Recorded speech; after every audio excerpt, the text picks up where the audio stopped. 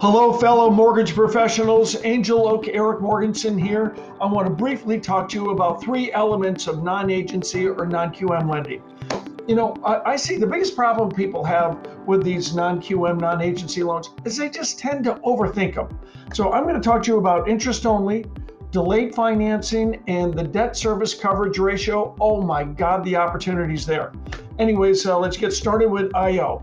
It's really as simple as the IO calculation is the loan amount times the interest rate divided by 12. In this market, you guys, nobody's selling rate. We sell payment and we sell solution.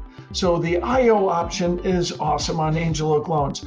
You do have to have a 680 FICO score to qualify for interest only. And we go IO up to 85% loan to value. Next is delayed financing.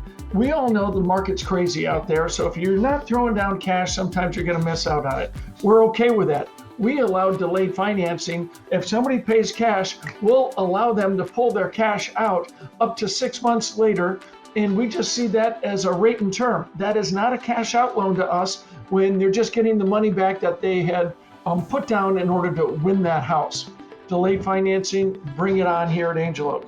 Last is the debt service coverage ratio, or what I like to call the investor cash flow. Tens of thousands of investment properties out there right now being financed with hard money. Oh, I'm sorry, not hard money, private money, right?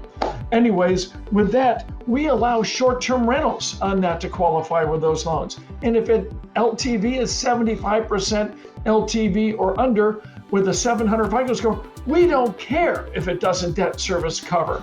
We don't care. Why would we at a 75% LTV? The payment to Angel Oak could be $4,000 a month and it only rents for $3,000 a month. We would fund that loan here at Angel Oak. Again, this is Eric Morgenson with Angel Oak, here to help you guys literally thrive in this new market. Let us know how we can help.